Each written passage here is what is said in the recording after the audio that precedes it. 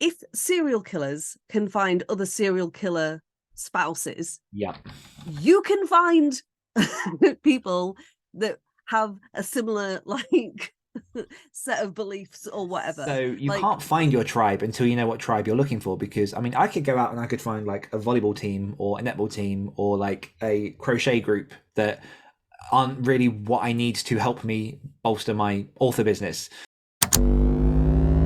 Activate your energy. Welcome to the Activated Authors Podcast, a show where we distill the core principles of what it takes to become a happy, healthy, and productive author, no matter what stage of the journey you're at. I'm your host, Daniel Willcocks. I'm an international best-selling author, as well as an author coach, speaker, and creative entrepreneur. But most importantly, I'm a lifelong student of all things productivity, psychology, and human behavior. Thank you for joining me for today's episode. Without further ado, let's dive in. What is up, Activators, and welcome back to yet another episode of the Activated Authors Podcast with myself, Daniel Willcocks, and here with me every single goddamn week is the wonderful Samantha Frost. Thank you. That was a nice adjective. I'm trying to get through them. I don't think it's the most creative, but I think that it's a good one to keep in the arsenal. You're trying to get through them, and why are you keeping stuff in your arsenal? It's just where I keep them, at my arsenal. Interestingly, the title of the third Ratchet and Clank game. How's it going, Sam? What have you been working on? Jesus. I'm not working on Jesus. That explains the three. I don't know. That felt like so many questions in one, like, underhanded attack. You just suddenly like, how's it going, Sam? What are you working on? And I was like, oh my God, I've just woken up. What is happening? Okay. Like, you've just said hi, and now you're like, tell me everything. Yeah, I want to know. Okay. Well, the poetry book. How's it going? So, what was the first part of the question? How's it going? Okay, that's why, because I was trying to think of how it was going, and then you asked me what I was working on. They're two very different things. So how is it going? It's going all right. I'm okay. I'm good. I'm feeling optimistic, I guess, about Is the that future. EURGH to mystic? Like to mystic? A little bit. Yeah. Like, I don't trust it, but I like it. yeah. I'm just The same So way I yes. approach the griddle when I'm doing bacon. Yeah. Yeah. This is going to be worth it, but it could hurt. So that's how I'm feeling, generally speaking. And yeah, I'm working on Knife 10 Pen Blood 10 Ink, which is the poetry project, and making some nice strides on that. Nice. How about you? How is it going? What are you working on? Tell me everything immediately. And don't be good at this. Don't be good now. Don't just be like, I'm this and this is what I'm working on. You also have to be flabbergasted. You have to be taken off guard. You have to make me look like I'm normal. That's just so. How's it going? Well, at the minute, I'm currently feeling more discomfort in my gut at the very quick and big fajita that I ate at lunch. I can feel that coursing through my digestive system, which is an experience. I'm good. I was telling the people in the sprints this morning that I've already had that moment where yesterday, I think it was, I know it was this morning on the drive. Oh my God, like kind of proves my point. This morning, I drove to a clinic to get an update on my fingers and I say update, to actually have them examined for the first time in 2 years, which I can go into in a minute if people want to hear. But I already had that moment of like, oh mate, like things just aren't moving quick enough and I need to do this and I've barely done anything. And I'm like, I've been working for 3.3 days this year, technically. But like this weird kind of, number one, just inability to grasp what time is since the pandemic, on top of just this unholy ambition and drive. But yeah, like that's something I'm trying to work through at the minute. I've spoken about this a lot, and like some of this will go into my takeaway, so I'll go into it a little bit more. But like, just it's really difficult to measure productivity. Yeah. And I'll expand on that when we get into takeaways. But yeah, like good in general. As I say, I went to a clinic this morning. Drove specifically an hour from where I live because the nearest surgery is a pile of wank stain. Excuse people that might offend. And honestly, like I was very pile of wank stain. pile of it. I could go worse, but I'm not gonna. I'm gonna be good. But yeah, like I was very, very thankful that I chose a different place because like the place I went was very, very like clean and good, and the people were very, very friendly. It worries me that the first thing that impressed you was that the hospital was clean. Yeah. Do you know what I mean? That says a lot about the place you didn't go. Yep, and I had my first proper like examination of my fingers for a complaint that I've been complaining about for 2 years. Over 2 years now. It was October. It was October 2020 that was the first time I texted someone to say my fingers hurt. So like it was hurting for a few weeks before that. And yeah, like I won't go into all the specifics, but like it's not in an awful position. I've got to go for a few more tests to try and fully diagnose what it is, but we have an idea. And I'm sure I'll update people once that's come back, because it really has been like for people who might be new to this podcast or like new to like the stuff that I do, like it was about 2 years ago. I was writing a lot. I was writing like fast. I was writing a minimum of around 30 to 40,000 words a week. 2020 was the year that I wrote 20 books.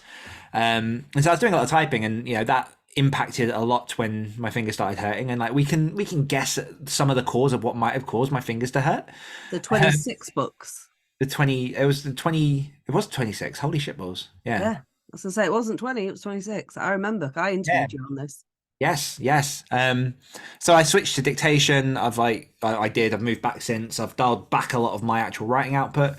But it's been a bit of a journey, so it's nice to feel like it's actually moving forward. And yeah, I was with this lovely lady called Laura for about 35 minutes this morning, like examined all the things, really took the time to listen and understand. And like half the time that's all you freaking need is someone to be like, let me listen to you, rather than just jumping at you with conclusions before you had, because the amount of people that were like, oh, so the problem's in your hands. I'm like, no, it's my fingers. Yeah, but it's your palms. I'm like, no, it's not my palms. No. It's my fingers. I'm telling you where the fucking pain. Mm-hmm. I don't know how much clearer. I see these 5 digits here. It's them. They're hurting. Not this bit here. Like the hand, obviously, I get is general, but like because I've had surgery on my wrist, and I'll show it for the YouTubers in case people can see. But there's like a scar on my wrist there. Yeah. From a few years back where I had bones grafted back together. Like that was immediately where people were going. They're like, it's this, and I'm like, no, like. So yeah, to actually be heard. It's so small, but it's such a big thing, and like extends to pretty much like any time I've got like a friend or like family member moaning at me about something. I'm like, clearly they need to be heard in this before I offer any kind of like possible rebuttal or solution. It's huge. Yeah, it's a simple thing, but yeah. Powerful. But yeah, what have I been working on? Lots of Activated Authors business stuff. I'm still doing a lot of basically just planning and organizing for this year. Because I've kind of lived on the model of, because I've been working on lots of different things at once, and business wise, like lots of different businesses at once. This year I'm really focusing on Activated Authors in general, and so I'm allowing myself to plan ahead, to think of the year ahead. Like on the table behind me is like a big old calendar where I've got things blocked off, and I've got sort of guests and things to book in for our Activated Authors masterclasses. I've got obviously podcast guests and different things I'm working on. So I'm just kind of working my way through that, and you know, putting us a bit more on the map and a bit more out there, and trying to find the people that we're not yet reaching, because I really do feel like we offer something incredibly valuable to the author community, and you can't like I want that to grow. I want to reach more people and for that to impact more people's lives. So that's what I've been working on this week. I'm trying to think if there was anything else, because it feels like there was, but also that there wasn't. Well, I just quickly like to say, and I'll make it very clear that this has nothing to do with anything that you just said. Well,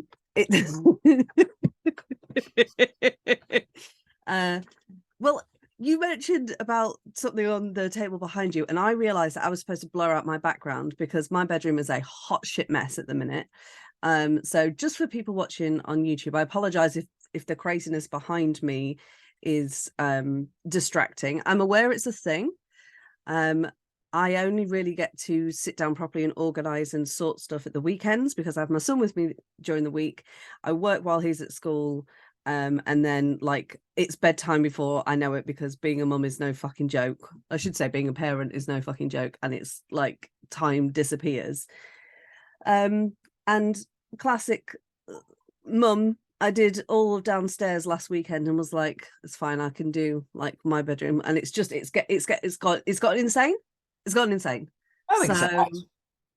There you go. I don't think it's that bad. Well, that's because you can't see the floor. Fair enough.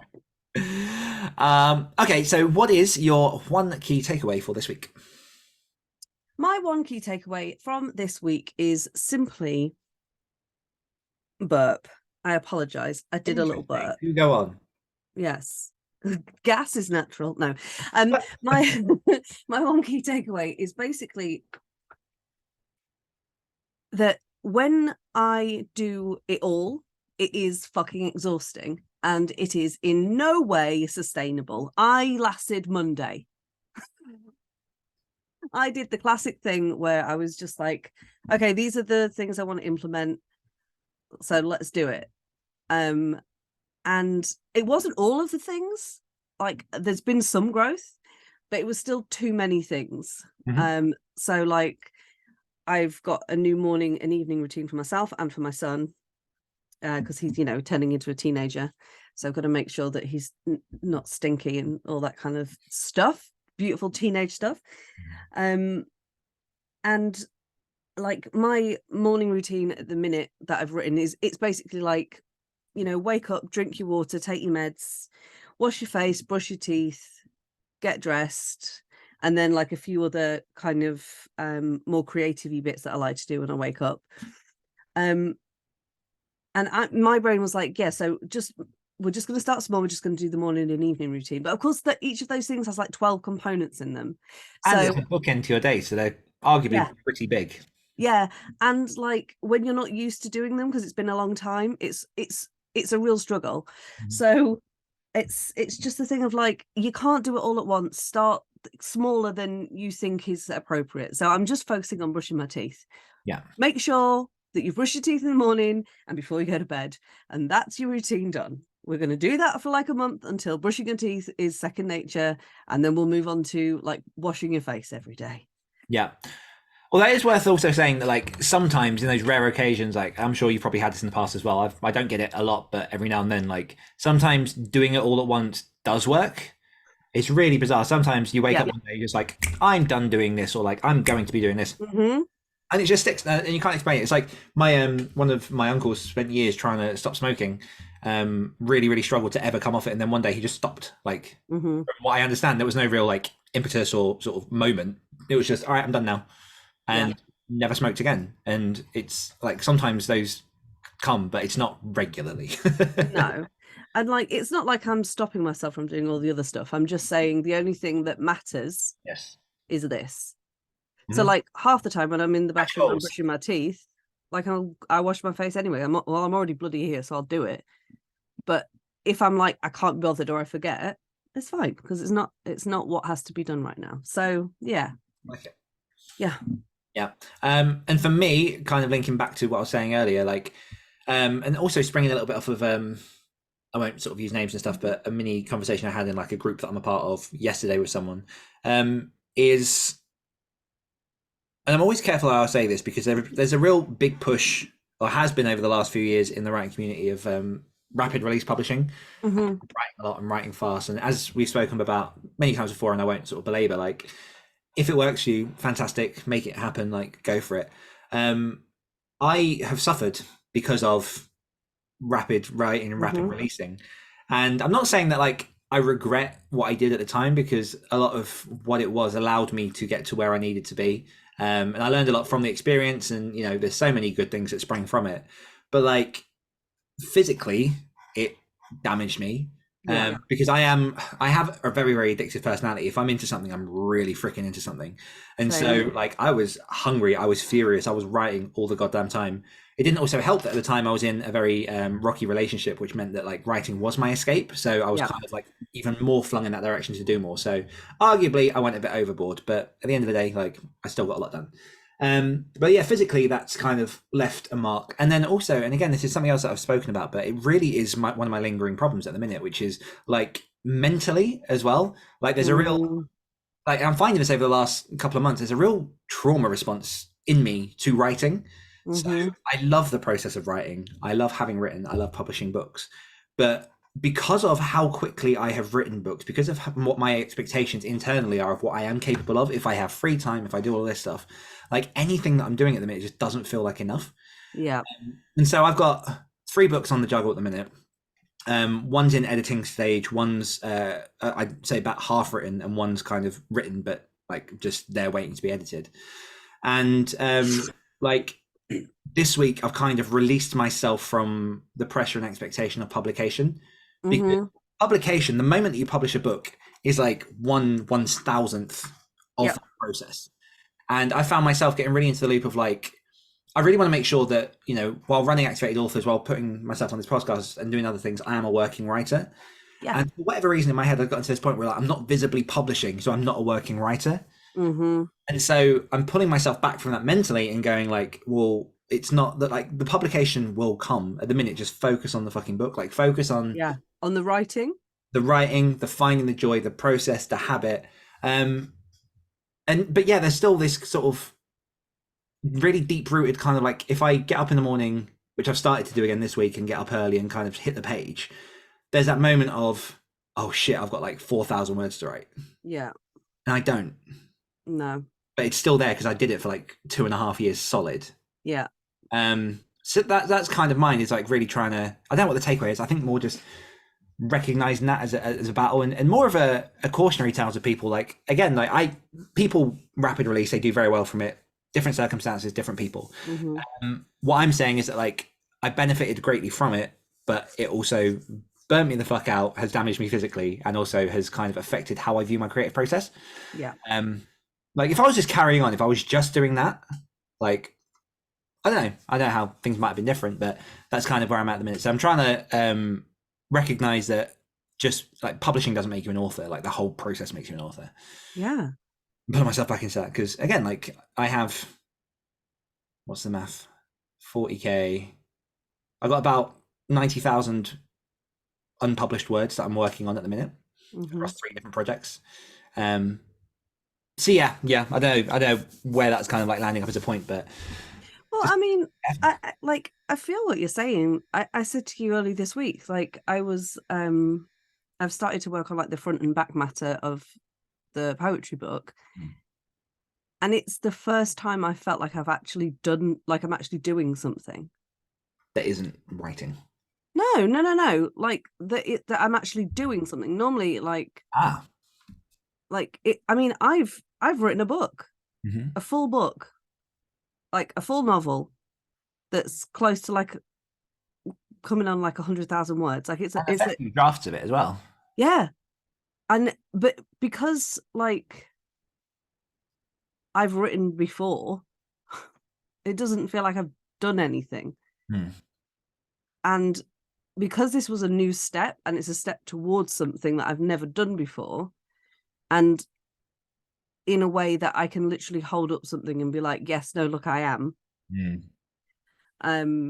It's the first time I've actually felt like anything I've done creatively is valid or means something. It's a weird thing. It's a really weird process. Yeah, kind of springing off that as well, like 2 very, very quick points. Something that I heard on, I think it was Neil deGrasse Tyson being interviewed on Diary of a CEO. But they, for some reason, got onto this talk of what a novel is. And like, this might be obvious to people, but it really like blew my mind. Because when you hear words again and again and the words themselves lose meanings. Yeah. Novels are called novels because no one will write the same novel. Like it's a novel idea put into pages. I didn't know that. It's a novelty. Each book that you read is a novel experience.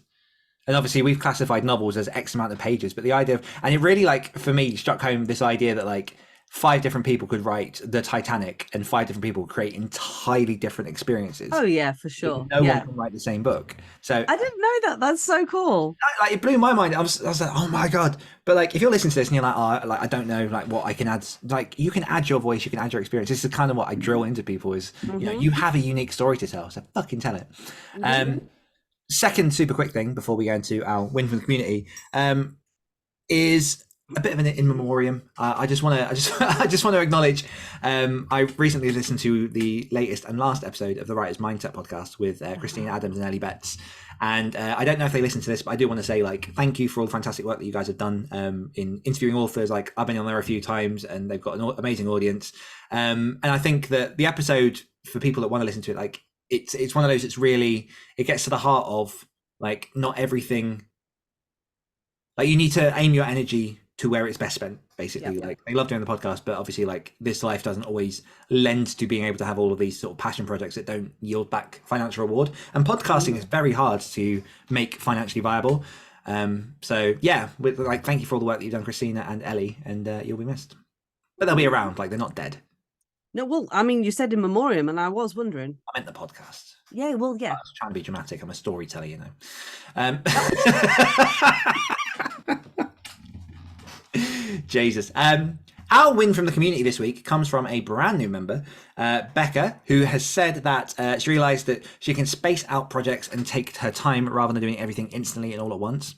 Kind of case in point to what we've been saying this morning. Mm-hmm. And also that she's been asked to write a second book for the same client, which is proof of concept. That's amazing. Renewed business. Like, I love it. I love it. Yeah. Congratulations, Becca. I've yet to see your face IRL/IDL.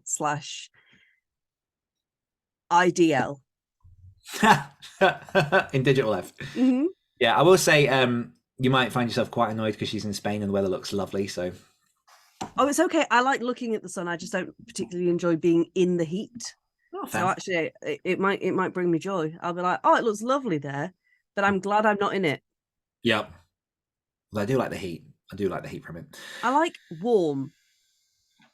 Heat, not so much. I'm northern. I'm not built for it. Yeah, makes sense. Makes sense. Yeah.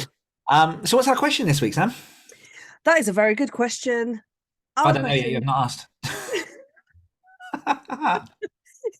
I don't know why, but every time you ask me a question, it's really throwing me off guard. It's one of those days. Following the same fucking structure. I have the question for this week is, how do you find I'm so sorry. The suspense is killing me. I'll be honest, I'm not quite sure what's going on right now. See, and I had to stop. Okay. I had to shut it down.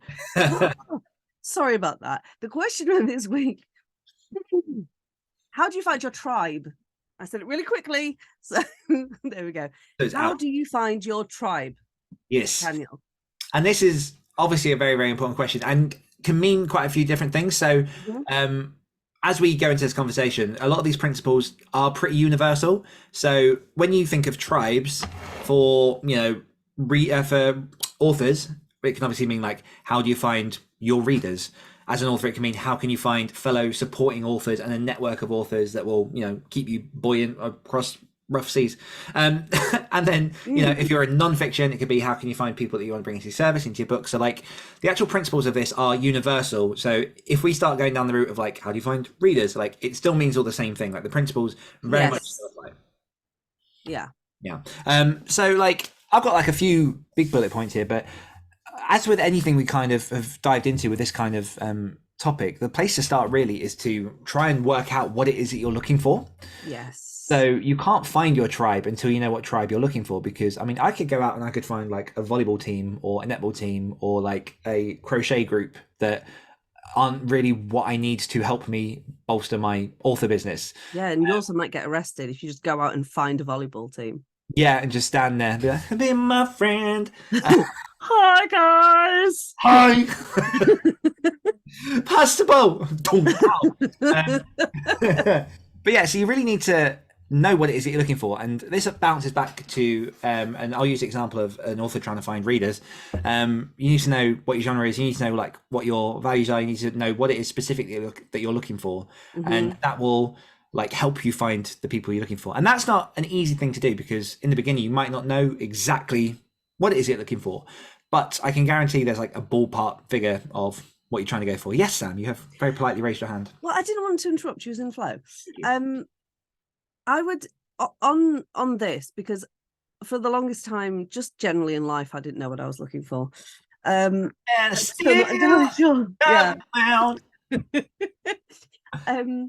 Much like as an author, you find your genre and your subgenre, and then you kind of figure out your niche. I think when one is looking for one's tribe, one must look to themselves and realize that they are the niche. Mm-hmm. So like, what do you enjoy? Who are you? What are your values? What pisses you off? What are your non-negotiables? What will you not tolerate? Just like speak to yourself about that stuff, and then go forward with that, because there are so many like writing groups on Facebook. There are so many like bookstagrammers and booktubers and all those things, each with their own individual communities. And most people within those communities will also be trying to start their own. They're everywhere. Yeah. Everywhere. So like, it's not a case of how do you find a writing group, it's how do you find people that align with who you are. Yeah. And that has to start with you like figuring out a few things about yourself first, if you haven't like spent some time with yourself. Yeah, I think this is a really difficult thing. It really is a process. And like people who are listening to this podcast have seen like some of the stuff that I do.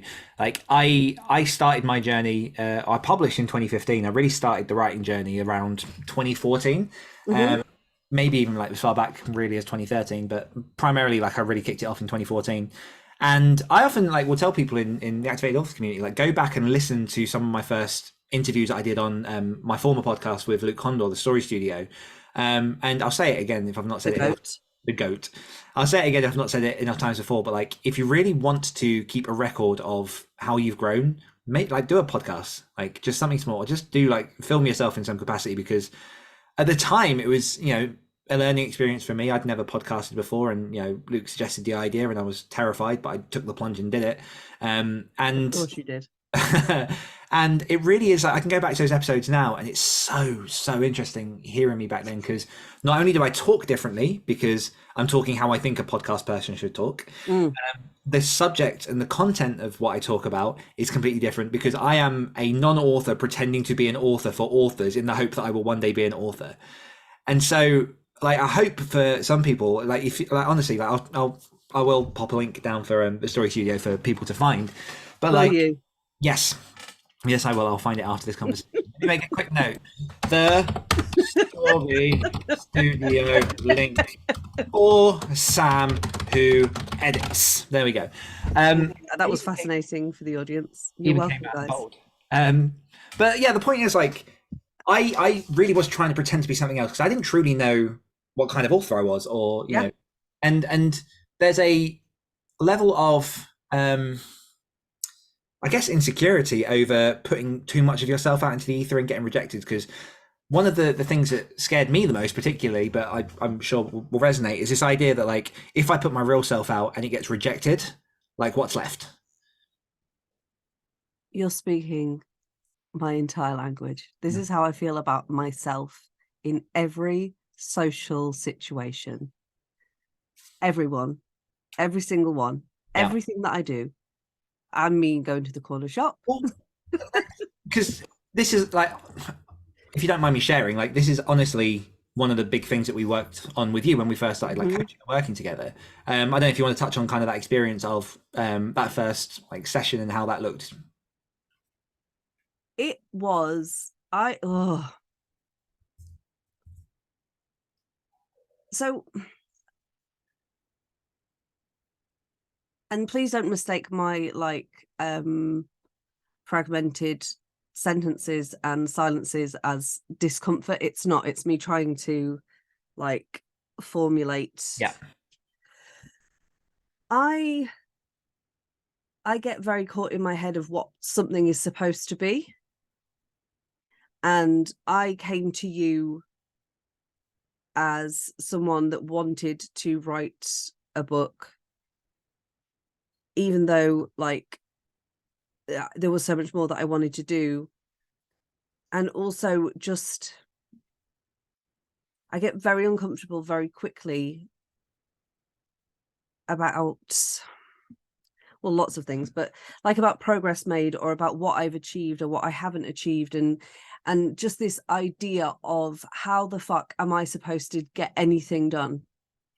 Like how my brain is like not only different, but it is malignant, and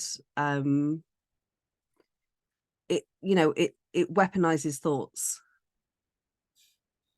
And it was just that idea of, like I said on this podcast before, it's difficult for me to say like I've had a great week, because there could have been like amazing highlights during the week, but there will, like, however high I go, the low equals, if not surpasses. So it can often blind me to the good things that have happened. And when you're used to that cycle of constant, like, not only is it exhausting, it's debilitating and demotivating at this idea that you could ever actually achieve something that you have to put your full like force and self into to get there. So yeah, I feel that. Well, so I remember like one of the things that was unlocked in that session was this ability that you can embrace who you are, and not only that, but like use that as a force of good in the world. So rather than presenting what you thought the world wanted to see from you, it's finding the value in yourself, even in, you know, some of the flaws that we do have, and, you know, the vulnerabilities and things, to be able to say like, this is who I am, and there is someone out there that's going to benefit from it is that give what it is that gives. Like I've given a bunch of interviews on podcasts and things over the last few years, and brag. well, yeah, there's a full list of them at danielwillcocks.com/speaking. But if you want to, but genuinely, like the big thing for me was the minute I started to just allow myself to be myself in public in these forums. And that doesn't mean I have to give like every square inch of myself away. Like I have a private life. No. And, you know, I can't just, there are people in my private life that I will not share because I don't have their permission, and I don't think it's necessary. But the minute I started to just be honest and be like, well, you know, these are the vulnerabilities I have, this is the stuff I struggle with as an author, like that is infinitely so much more helpful forming connections with other people. So like what we're not saying here is that you have to, you know, put yourself up on a clothesline and just like present yourself to the world, but all the things that you worry might be your insecurities could just be your greatest strengths.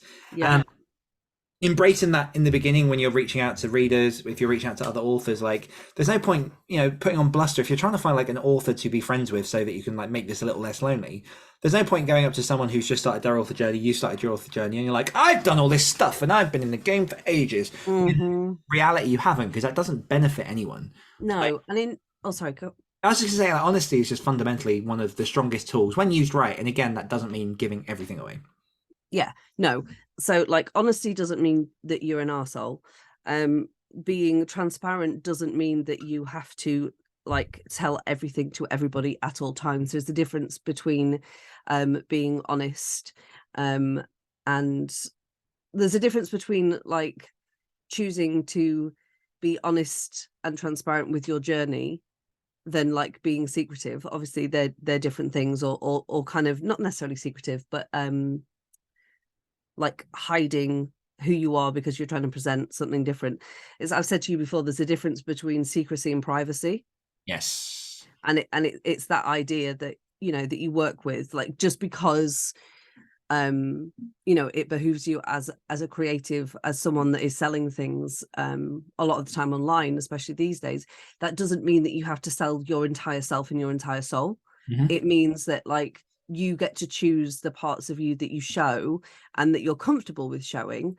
And that still is transparency, because you're saying this is the part of the author journey. I mean, I know for you, one of your most like, because I remember you telling me about it at the time, the post that really like resonated with a lot of people at the time was the one where your head is literally slammed on the desk.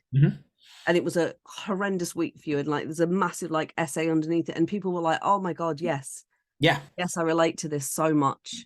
I just there's a lot of I think this has broken down a lot over the last sort of decade, not as much as I kind of want, but because social media is so much about the behind the scenes and about the process, it has allowed people a bit more of a glimpse into that life. So you have less of these super perfectly polished celebrities, because, you know, you can see them on Instagram cooking breakfast with their kids, or, you know, sometimes they will share the more negative side, because I think like that's a really noble thing to do, should you wish to. But it really is like, so we to kind of like put this into bullet points, like identify what it is you're looking for, and to do that, you know, like you say, like know who it is you are. And to distill that, it can be any number of things. Like you could be an accountant who loves writing horror. So be like the accountant horror author, like make puns about numbers and do the maths behind killings and things.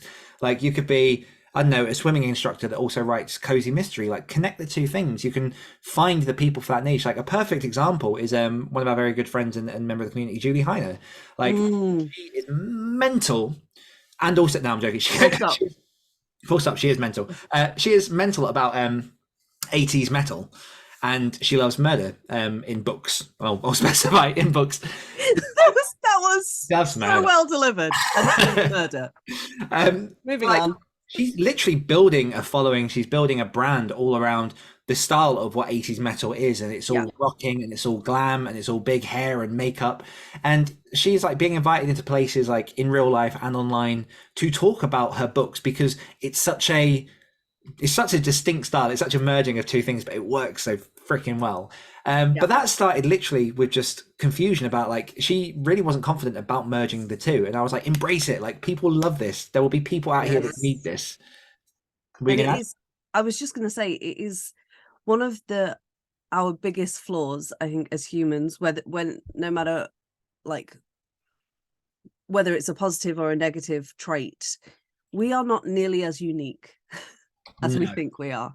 No. And if you are struggling with something, you are not the only one. And if you love something, you are not the only one. Yeah. And no matter how like fucking weird or like bland or whatever you think it is, or how like shameful you think, whatever it is, I'm telling you, you are not a Google whack. We are all like, we are all like, what's a Google whack, just for people that don't know? Because I didn't. Yes, a Google whack is when you type something into Google, like to search, and it comes back with no hits. Yeah, that's a Google whack. So like, I mean, if serial killers can find other serial killer spouses, you can find people that have a similar like set of beliefs or whatever. Like it's not always easy, but it is so doable and possible. And like you said, it is a case of trial and error. And age comes into it. And what I mean by this is, I know, but what I mean by this is, when you are a kid, having friends is easy. Well, I mean, it's easier depending on like how you generally feel about people. But like, you're at school, there's people everywhere. You cannot fucking escape them no matter how hard you try. And then like you go to college, or maybe you go, if college wasn't for you, you go into like an apprenticeship, your first job, an apprenticeship, whatever. And you're surrounded by people. And then they're not necessarily the people you would choose for yourself, but they're people there. And you find like commonalities, even if it's just, my drama teacher used to say, there's always one arsehole in the group. And like, I think there is, it's you. Yeah, basically. So like, even if you have nothing else in common, you'll bitch over that arsehole. Like, you are presented with these people, and then obviously when you choose something that is kind of off the beaten track for most people, and like you've said before, it's difficult for us to remember that because we put ourselves in these bubbles. Like, you listen to podcasts and you hear from like similar voices, and you can be fooled into thinking that that's the world, and it isn't. Like, what we are choosing to do is very different than what most people do. So then you'll find that, you know, you have to go out and find people, and that can feel very daunting when most of our lives we're handed people. So it is just about like putting on your big person pants and like putting yourself in uncomfortable situations. I literally found like this entire community on a complete accident. Watched you on a Jenna Moresi video, stalked you slightly online, found your website, found that you were doing a boot camp. My anxiety screamed at me not to do it, and I just pressed the button. And it's such a sliding door moment for me, because if I'd have decided not to, I wouldn't be here. But it's literally, I was just like, do you know what? Fuck this. I can do this. This is fine. all I have to do right now is just click the button, Yeah. like, and say yes. That's the very next step. So it's about using the social skills that you've hopefully learned, or try to learn. Like, I feel you.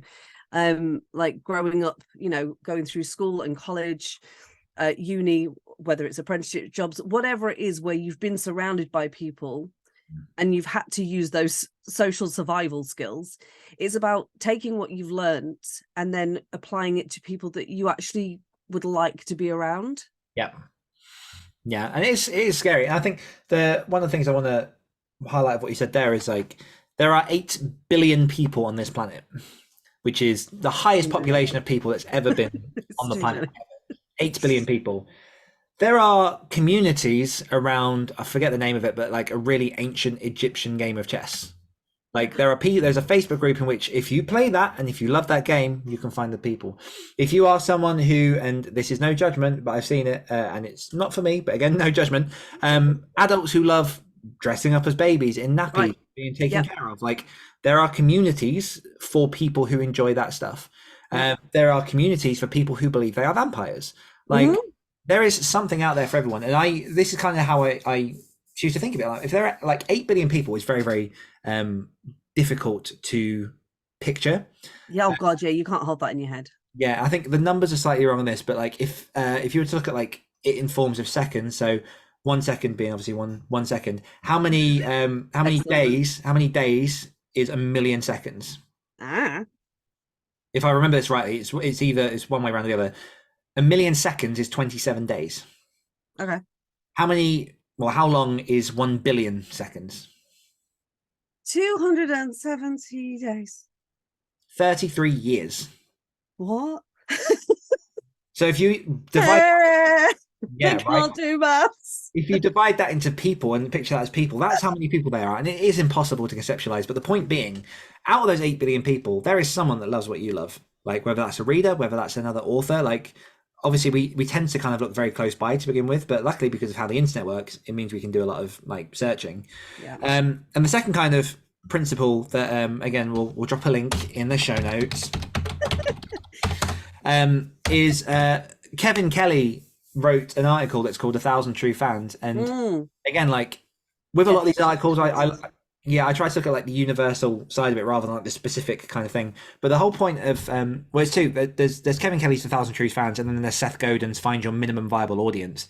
And the concept of that being that it's better to find small groups of very, very engaged people than to magnify the numbers and look for like thousands and thousands and thousands. So that's where you start. You start by kind of just going to different communities. You start by looking at different places to find that one person to begin with. I literally watched a video the other day of someone who was forgive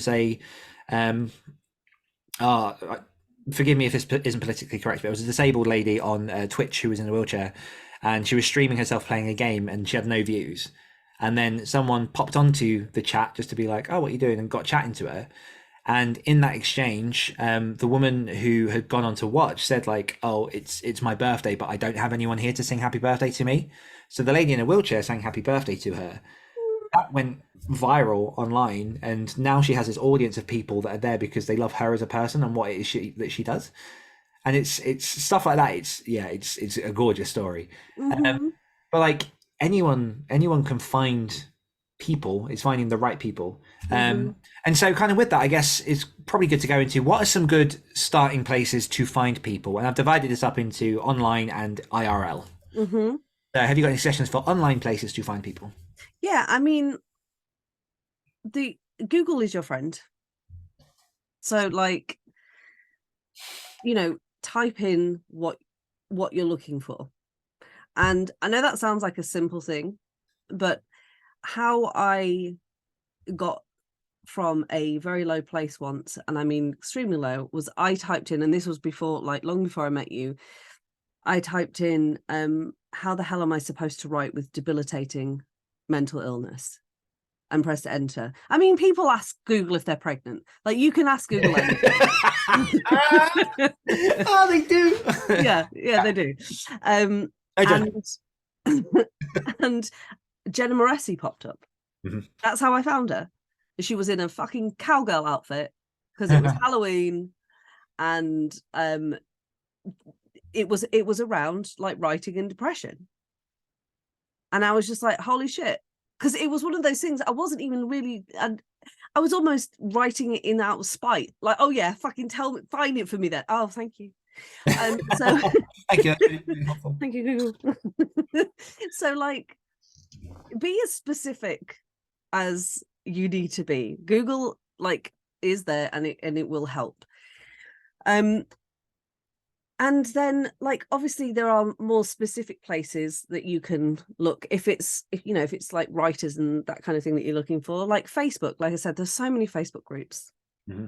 You can look just any of the social medias, any of them. Like there's no point in me listing them all out. Facebook, Instagram, Twitter. Don't go to Twitter, it's a cesspool. Yeah. Anyway, that's my personal opinion. But yes, so social media, Google. I'm trying to think. I think that's kind of what I've got. That's pretty umbrella. Yeah. I think one of the key points of that as well is like, for example, if you're really loving a podcast, if you're really loving like content that people are putting out, today's economy, it's likely they have some kind of following or community that you could get involved in. So again, like Jenna has a Discord full of people. Meglator, when she was like doing a lot more, and she's back now, but she's got a community and stuff. Like obviously we have the Activated Authors community. Like if you like a particular piece of content, a particular influencer in some way, like it's likely they've got a horde of people behind them who will like the same things that you like, because if what we're saying, for example, resonates with you in a way that you really, really enjoy, it's likely that the other people following us are going to be those people. And so you'll be finding more like-minded people to meet in that way. So I've done it before, where like This Is Horror podcast has a Patreon community. I was part of that for a while. With Hawk and Cleaver, we were very fortunate to build our own community in which we had lots of people kind of jumped in, and we made a lot of friends and networked through there. So like look at what it is that you enjoy and the places where you are going to listen and to find people, and just get involved in that. And one of the things that I did very early on was I really took advantage of when the authors that I were looking up to ran free webinars. So I went to a fair few like Joanna Penn webinars that she ran, and Sean Platt and Johnny B. Truan and David Wright from what was the Self-Publishing Podcast back then. Johnny B. Truan. Oh, I love it. Yeah. I love it. Pseudonym, but that's why it's amazing. Yeah, and that was a good starting place for me, because it meant that I was starting to get in these communities with names that I began to recognize. And it is a slow process. It takes like a bit of time, but you put some work into it and it can happen. But yeah, like you say, Google, and then the other one I put on here, which can be very useful, is professional associations and bodies. So, for example, for myself, the Horror Writers Association has a Discord. That was rude. So I'm just mute myself because I need to cough. But the Horror Writers Association is obviously full of horror writers, and they have a Discord, and they have like lots of different like newsletter lists and different things, and Facebook groups you can get involved in. I've started the Writers of Horror community with Julie Heiner and a few other horror writers, in which we're bringing in people who are specifically earlier on in self-pub horror. You can join the sci-fi. What's the sci-fi writers one? I think it's Sci-Fi Writers of America, maybe, is one of the bodies. But whatever it is, you can look for them, like the Alliance of Independent Authors. There's lots of different communities and places that you can go to meet like-minded people, which then kind of brings us nicely into in-person events. So like for authors, conferences and exhibitions are a fantastic way, terrifying initially, but a fantastic way to meet people. So for example, I started off going to 20 Books London, been to 20 Books Edinburgh. I'm off to StokerCon, which is the Horror Writers Association one this year, potentially heading over to London Book Fair as well to meet some people. And so like going to these places is, again, like a fantastic way. Bring a friend if you've not been before, but then don't be scared to talk to people and try and make those connections, because you're surrounded by people that are there probably for very similar reasons to what you are. Yeah. And I would say because obviously conferences can be pricey, specifically, I should say, if you're not like living locally to where they're being held, because, travel and all that kind of thing. So if something like that is just completely unattainable right now for you, like with your budget, look for local writing groups. Yes. I mean, they might not be exactly where you're heading or where you want to head, but I guarantee that they will be useful, and there will be people in there that you will like connect with. Yeah. And like, I think when we talk about finding tribes and all the rest of it, like, what we have to remember is we're looking for real connection with people. Mm-hmm. And real true connection is not instant. No. You can click with someone instantly, but then like 2 weeks later you could find out they're a horrible person. We've all been there. But like, it takes time to develop a real genuine deep affinity and bond with people. So like, don't kick yourself if it's taking time. It should take time. Mm-hmm. Just like anything, absolutely. And again, the best way that you can find those connections is to find more people than this is. I don't mean this as crass as it sounds. Find more people than you need, and then filter Be like an airline, overbook the flight. Yeah, and then filter it down to the people that like you don't want to crash into the other side of the mountain with. Yeah. If I had to survive on the side of a mountain, who would I want there with me? Exactly. I need a healer. I need. But yeah, conferences and exhibitions, writers groups is a fantastic one. That's kind of how I really started boosting my writing, because I did like I've done it English on and off throughout the years, written like the odd story here and there, nothing sort of in a serious capacity. And it wasn't until I found a local writers group where I used to live, and going back, I don't remember what the impetus of that was. I don't remember what caused me to go off and do that. You're looking very majestic, Luna. What's up? I know, I was just for those listening, Dan's dog Luna in the background is showing herself. Yeah. But yeah, I don't know why I went across in the first place. Like I just wanted to be around other writers and to, you know, gain a bit of confidence, and it worked. And the other thing to note on that is like I went to that writers group for maybe about a year and a half. It is possible that it gets to a point where certain things don't serve you anymore, which is kind of what happened there. Like I love the people, but just the group itself wasn't fueling the side of the writing that I was trying to nurture. You outgrew it. Yeah. There's And then nothing wrong with that either. No. And then the other place as well is you can find the exhibition side of things, like events and things around some of the stuff that you love. So for example, I'm exploring there's a bunch of horror conventions that I had no idea existed in the UK. So I'm kind of looking into some of those just to meet fans, meet the people who are like holding stalls at the exhibitions and just trying to make some conversation. Broaden your horizons. Broaden the horizons, love. In a very niche way. A very niche way. Not Friedrich, none of his shit. I'm looking for me niche. But yeah, I think overall that kind of brings us close to the end. So just as a recap, you know, try and work out what it is you're looking for. Try and know yourself and just allow yourself to be as transparent, as honest on who you are as you're comfortable to be. Find places online, find things locally, in person. And a really key thing for me that I do want to kind of cap this off with, which is something that has been in my head for like a number of years now, especially since social media has grown into the behemoth that it is. It's very easy, especially when you're greener behind the ears, to judge your success by the numbers. And so you'll look at all these people that get, I don't know, 20,000 views, like, I don't know, 10,000 likes, all that kind of stuff. That doesn't matter. Like you in marketing, you go a long way to look at like what the right metrics are to understand what it is that you need. Yeah. And if you've got 50 people or 10 people following you and like 4 of them are commenting on your posts, like 40% of your audience is attentive, and that's huge. Yeah. Like, you can guarantee that the people with like 10,000 followers will have maybe 70 people actually like engaging, which is what, like 7%, maybe 0.7, one of those bits of math. Small, yeah. So really, it's not a numbers game. It's really not. Like social media, I'm speaking about specifically here. Like obviously the numbers can help perception, but it shouldn't affect your idea of what success is for you. And everyone starts small. Like the Story Studio had like a handful of listeners to begin with. The other story started with a handful of listeners. Like when I first started putting books out, it was a handful of readers. Everyone starts small. Everyone starts from that zero. And if you get one person, you're 100% up on where you were, and that's massive. So take it slow. Like don't let that comparisonitis get in your way, and just find the right people for you. Yeah. and just two very quick things on that. One, if you start to like get consumed with the numbers, I just want you to sit down, get out a pen and paper, and write down all of the accounts and posts that you liked that day. Mm-hmm. And I bet you can't. And that's what a like is. It's as it's that fleeting. A like is like if someone tells you a joke and you kind of go, huh. Moving on. Yeah. Like, how many reels have you watched? Tell me every single reel. Mm-hmm. Like, just because someone has watched it, it doesn't mean that then they're going to engage. Like, it takes a lot more than that. So, like, take heart.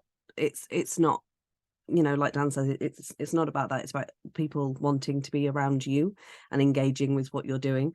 Yeah. And then just to cap it off with everything that we've said, just to top it all off, just to top it all off, to thine own self. Mm-hmm. At the end of the day, to thine own self be true. And that is how you find the people that will engage, celebrate, and just like hold you, and you in return. Like, please remember that. Like, you know, a relationship is a two-way thing. Yes. It should be. Hopefully. Yes. Perfect. I think that's a spot on place to cap it all off. Spot on. Spot on. Bloody fantastic. You didn't come here to fuck spiders. So before we round up, just a reminder that we now have a host of free resources that is growing up on the Activated Authors website. Yeah, so you can hand on the self-publishing checklist, in which it literally lists all the things that you need to self-publish your book, as well as the author activation matrix, which is a diagnostic tool to help you identify where in your author life you can improve. And that's all over at activatedauthors.com/free. And we will say a massive thank you to you, the listeners, for tuning in. We appreciate you and the time you choose to spend with us each and every week.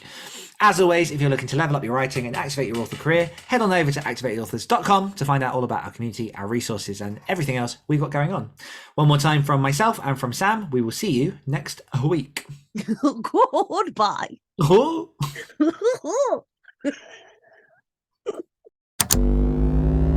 Activate your energy.